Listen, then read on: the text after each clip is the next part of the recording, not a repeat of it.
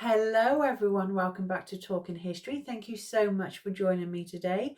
My name's Liz and on this channel we do exactly as it's called, I talk all about history.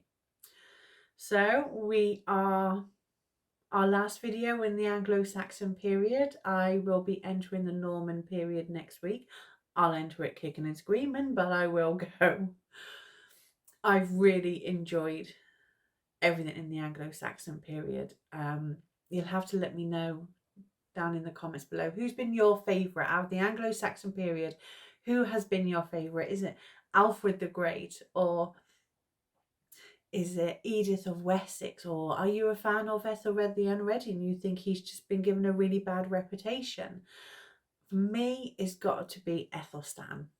I really liked Ethelstan, and he was my third or fourth video, so very early on. I wasn't very good then. I'm still not great now, but I'm getting there. but what you see is what you get. This is me. Anyway, today's video is all about Margaret of Wessex, also known as Saint Margaret of Scotland. Enjoy.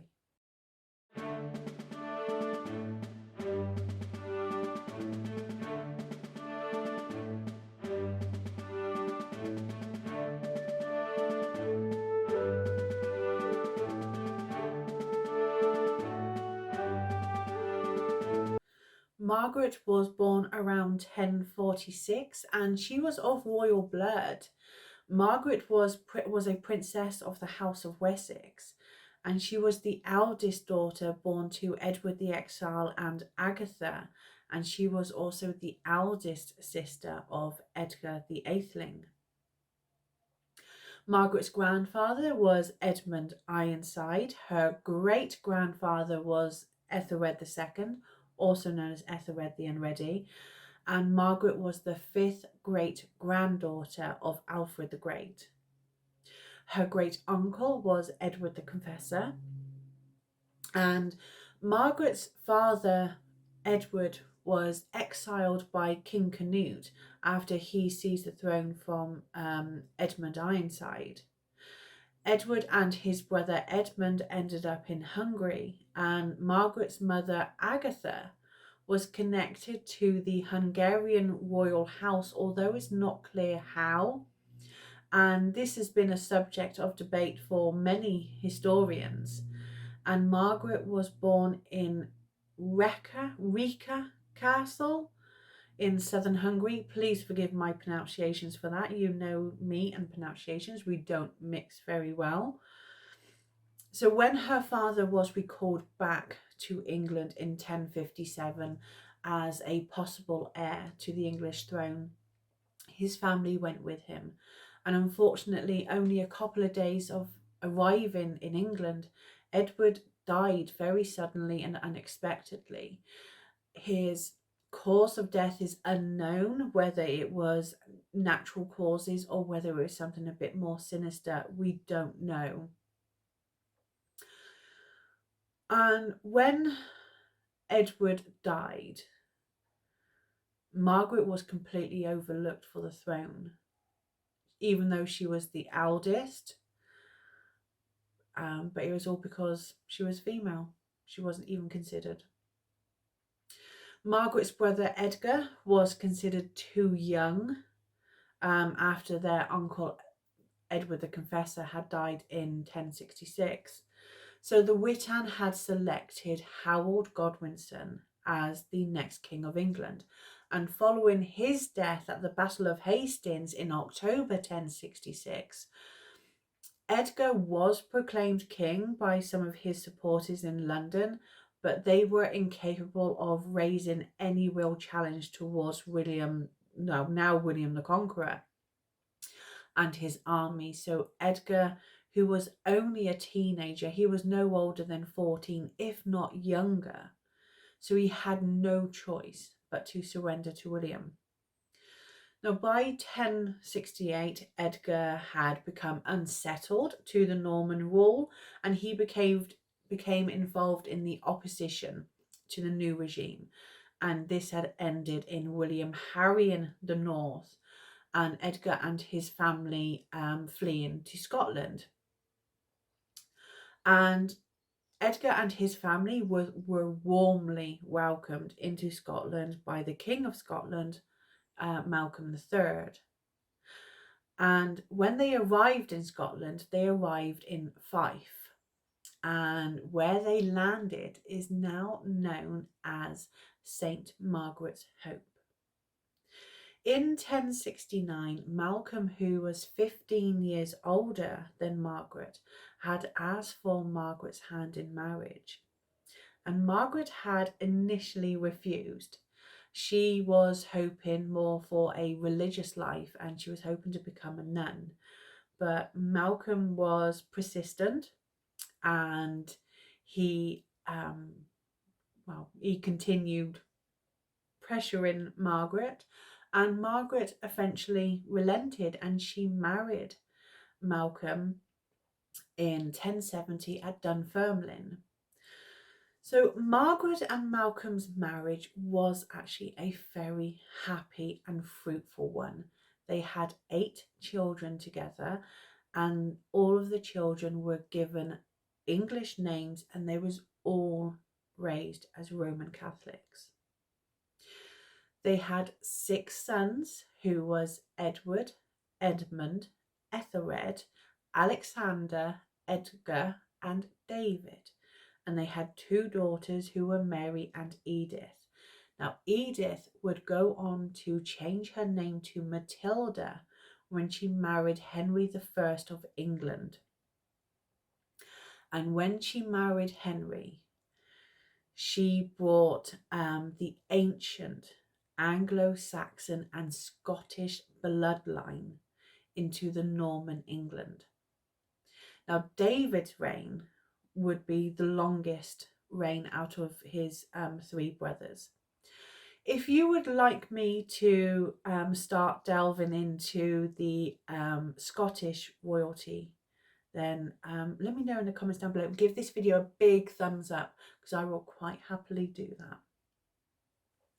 Margaret, who was a devout Catholic, and she brought European manners, the ceremony and culture to the Scottish court, and this had highly improved the Scottish civilized reputation. Margaret was also a good influence on her husband, King Malcolm. Margaret was renowned for her devout piety and her religiousness. Margaret had certain times for prayer and reading scripture. She ate very sparingly and she slept very little, so she had more time for her devotions. Margaret and Malcolm had 2 Lents, one before Easter and the other before Christmas. And Margaret would always rise at midnight for Mass during these 2, and both she and Malcolm served orphans and the poor on their knees during Advent and Lent.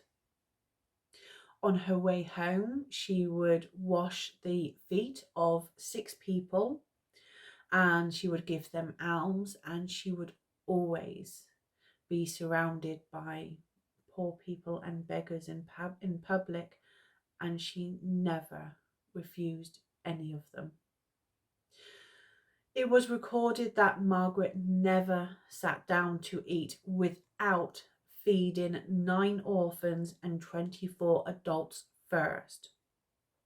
Margaret's outstanding virtue was for her love for the poor, and although she was generous with material gifts, Margaret had also visited the sick, and she would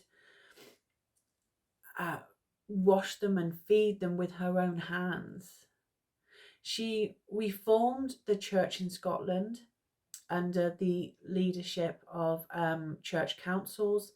She promoted Easter communion, and she founded church monasteries and pilgrimage hostels. And Margaret also established the Royal Mausoleum at Dunfermline Abbey with monks from Canterbury.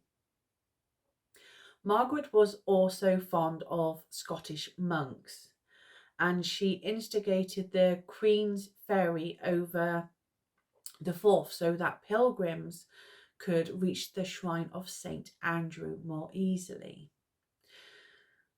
She also changed the form of many, the dialect of Gaelic, which was spoken throughout Scotland, to the unifying Latin.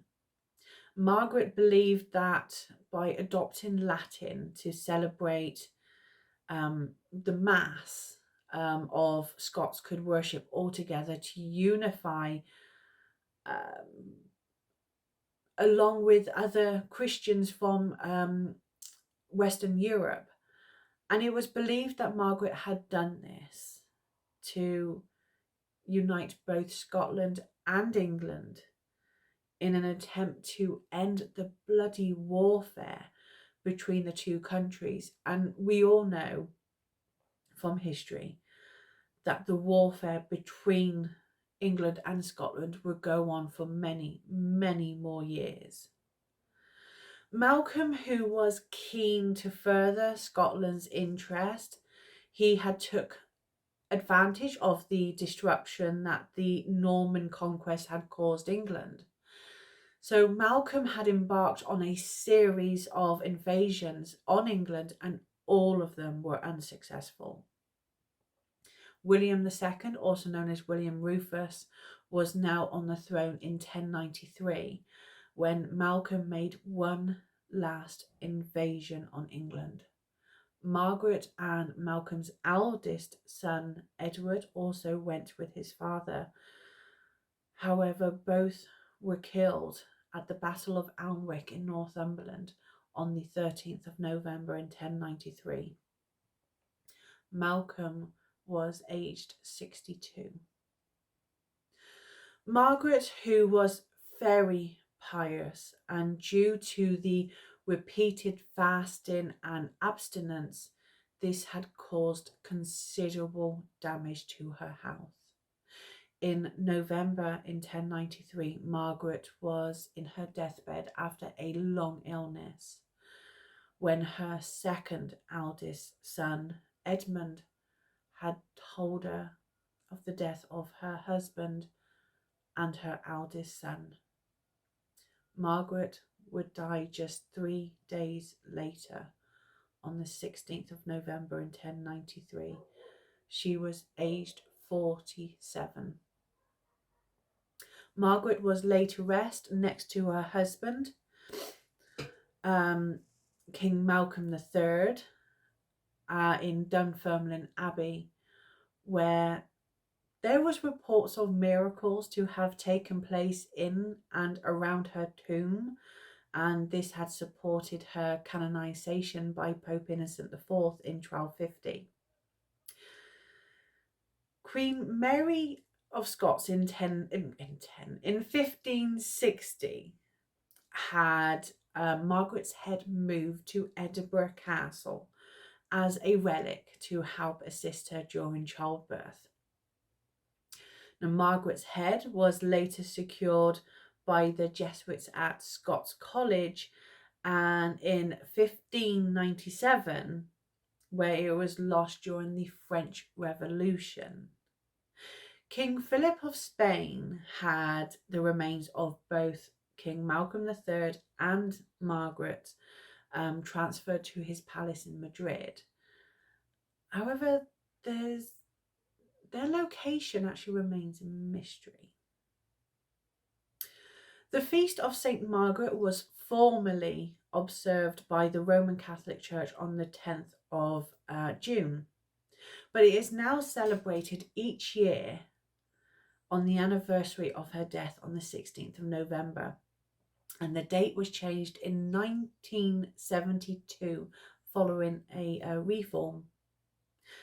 Edinburgh's Queen Margaret's University College, that was founded in 1575, was named after Margaret. Margaret actually was also known as the Pearl of Scotland. And that is that. That's the last in my Anglo-Saxon period. You'll have to let me know what you think of Margaret, and yeah, I really enjoyed the Anglo-Saxon period. I'm going to be sorry to leave, but we have more exciting things to come, and once we reach the Norman periods, which is obviously in next week's video, I do have a few non-Norman videos related. Halloween is fastly approaching. I do love autumn, I love Halloween, I love Christmas, I love it all, and I have a few videos planned that may coincide with those festivities, but you'll have to like and subscribe so you don't miss out on those videos. Anyway, I hope you've enjoyed the video. Thank you so much for watching. I really do appreciate it. I appreciate you taking the time and watching me ramble on about history. I really do appreciate it. Thank you so much. Like I said, don't forget to like and share and subscribe so we can reach more history lovers like yourselves. And in the meantime, look after yourselves. I'll see you all soon. Take care. Bye.